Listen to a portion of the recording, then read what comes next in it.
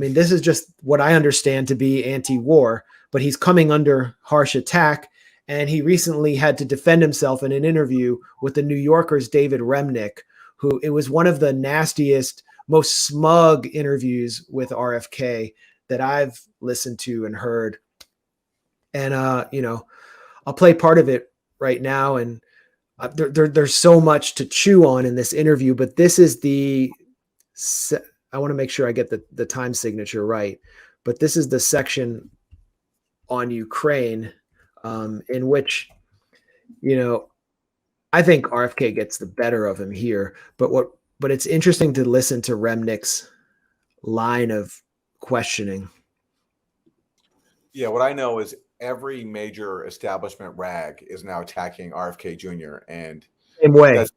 That says to me that he is a actual threat to their agenda. Else why would they be spending so much time going after him? Like the Atlantic magazine has published all these pieces. They published one calling him a MAGA Democrat. The Guardian, New York Times, the New Republic, obviously, all of the neoliberal outlets are going after him. And yes, I mean, on Palestine, his position sucks. It does. I mean, we've talked about that. It is right wing, I think. But of course, that position on Palestine is not where they're going after him. They actually agree with him on Palestine. It's the fact that he's also giving voice to an anti-war agenda on every other issue. That's what they're scared of, and hence the hostility from neocons. Yeah, and I think that fear is distilled perfectly in this interview with the New Yorker Radio Hour, and the whole tone of it, where Remnick is really trying to. He can hardly contain his contempt, but he's trying. He's trying to sound measured, but you can just feel the resentment just dripping from every comment. And here's the section about Ukraine. Is that we give a pledge not to put NATO into the Ukraine. And I don't believe there would have been a war. I'm asking a different question. I'm asking science on that. Okay, here it is. Why aren't they doing that? Well, one reason might be that for almost 20 years, NRA allies in Congress have blocked federal funding for research on gun violence. But that's just not Kennedy's way of thinking. That's a conspiracy that is just too out in the open, too political. And he's calling him a conspiracy theorist Robert again Kennedy and again. Jr. voted for Joe Biden in 2020. And when I asked him why he decided to turn around and challenge him, he pointed first to the war in Ukraine. Like some on the far left and also on the right, he believes that the West... The far left. You notice how he says the far left? Because, the left is for the war, I guess. And NATO provoked Russia into the invasion in the first place. When I asked him what alternates... That's a conspiracy theory, that NATO provoked Russia into the invasion. So I guess it's a conspiracy theory upheld by the current CIA director, William Burns, by Jack Matlock, former U.S. ambassador to Moscow, by George Kennan. I mean... Come on. Sources of media he prefers. He immediately mentioned that he reads a blog by Douglas Macgregor, a retired Army colonel who's sympathetic to the Russian government view of the invasion of Ukraine. Liz Cheney and others say that Macgregor represents the Putin wing of the GOP. So wait, he's quoting Dick Cheney's daughter as a legitimate source and then completely denying Doug Macgregor's background as one of the most innovative generals in the deployment of cavalry in modern times in the U.S. military, who also was overseeing the Afghan withdrawal for Trump as a Pentagon advisor. And he just calls him some Colonel Crank who runs a blog.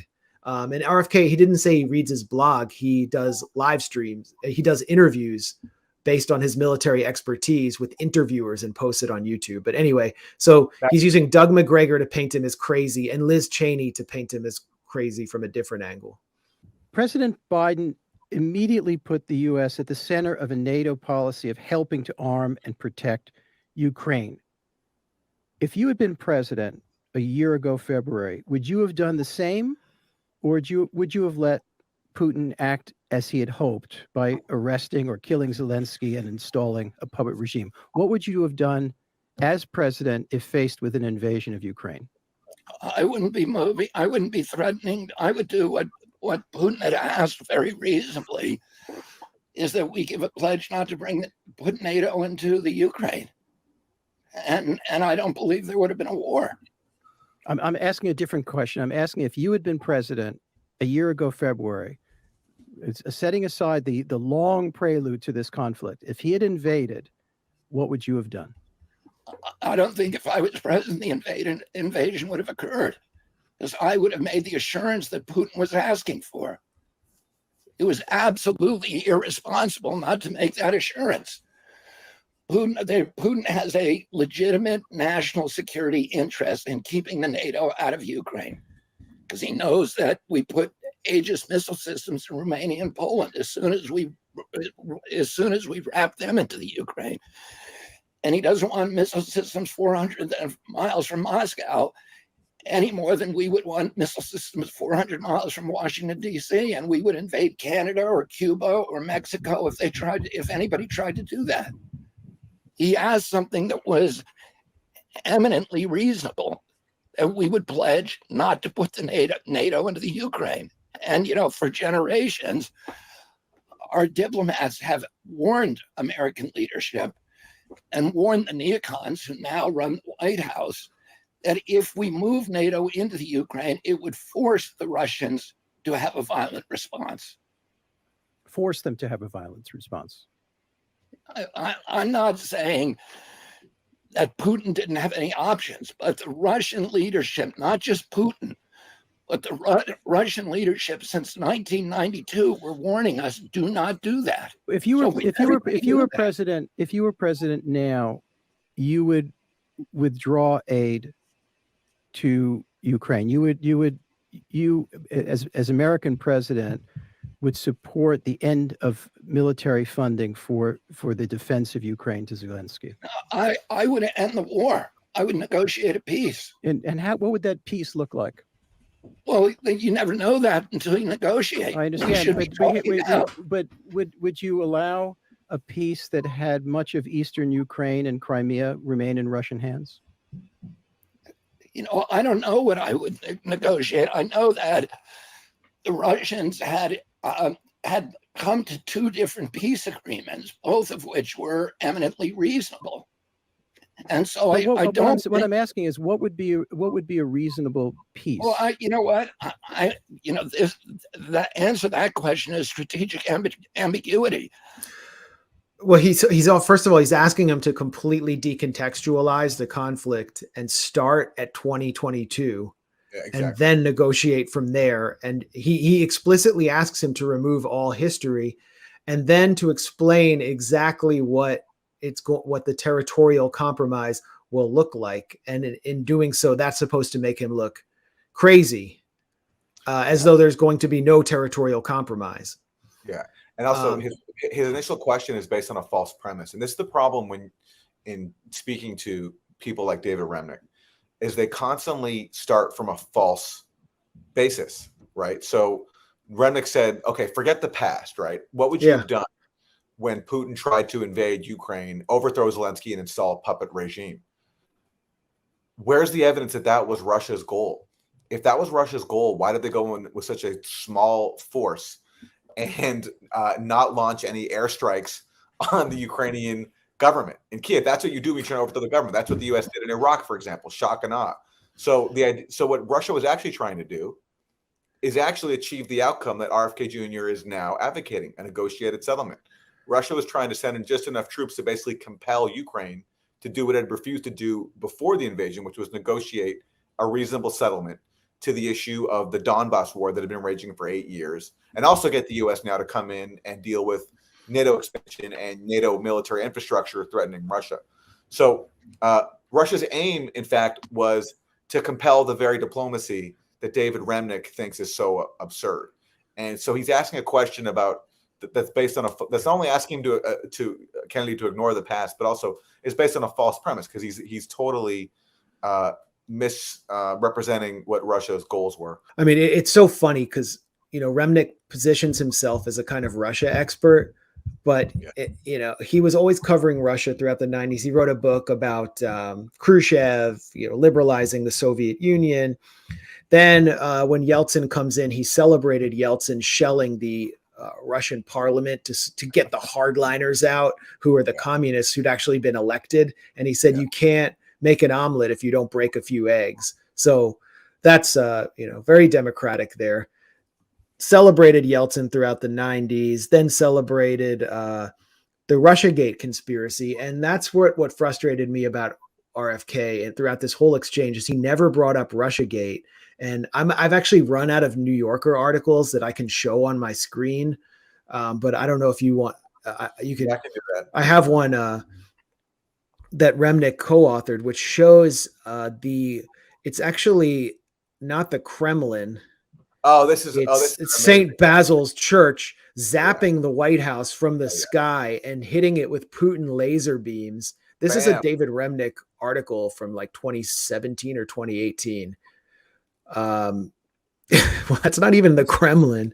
Yeah. And it's zapping the White House to control Donald Trump via Vladimir Putin. Like virtually every word in this article, including the I's, the commas, and the T's, the thes and the ifs have been completely discredited by now.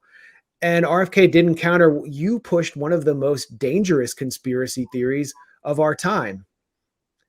Yeah. I'm not the conspiracy theorist. You are. Yeah, I know.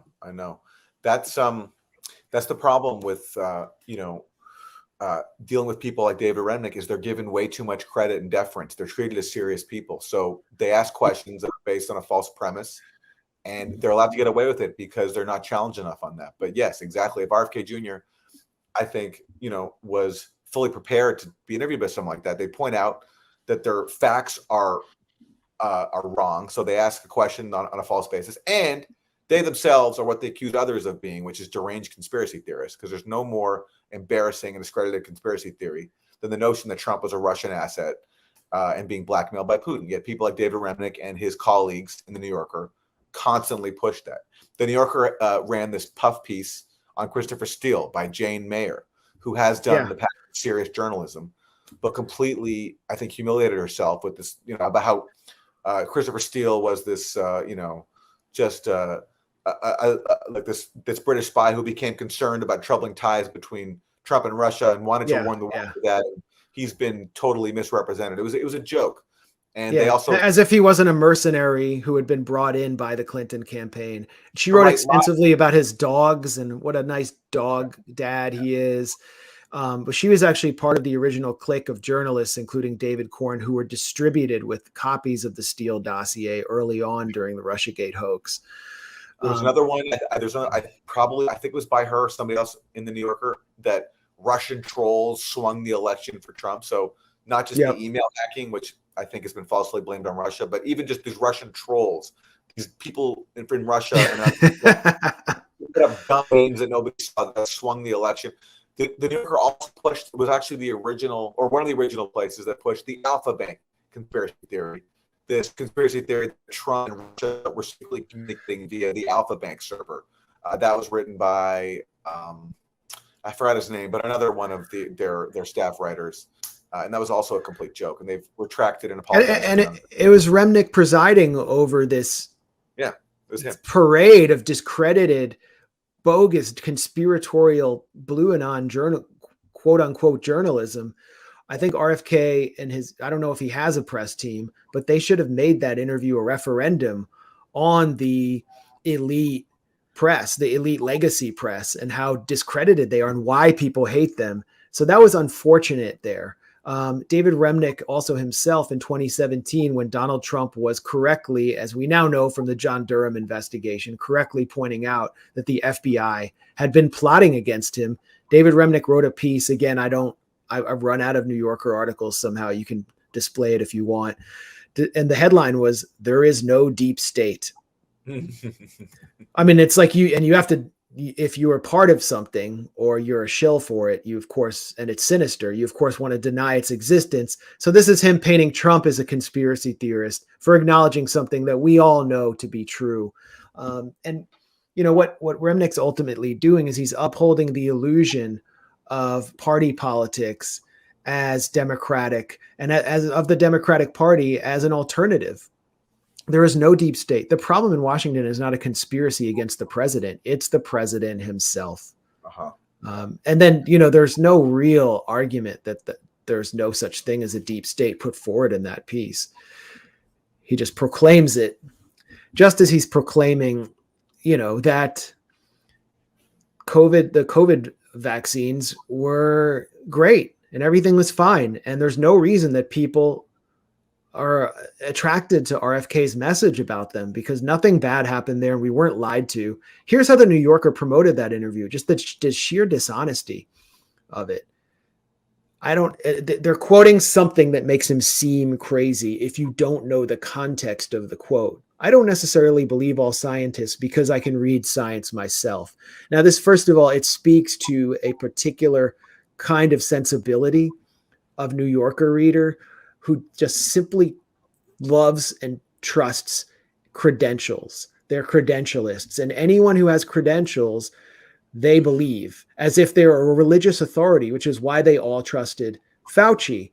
So right there, RFK is evil. But what he's actually saying, if you read the article, is he's saying that he had read the science about the COVID-19 mRNA vaccine specifically and had determined, while the scientists like Fauci or the propagandists like Rochelle Walensky at the CDC and virtually everyone was saying that they would prevent transmission and infection, and therefore the mandates are needed, RFK was saying that that was not going to be the case and that the virus would continue to spread no matter how many people got vaccinated. And he was proven right. So if you actually read this interview, what he's saying is legitimate, but it's decontextualized here to make him seem like a conspiracy theorist, in the same way that there's no context, that Remnick specifically asks him to remove the context of the Ukraine proxy war, which is the Maidan coup, which is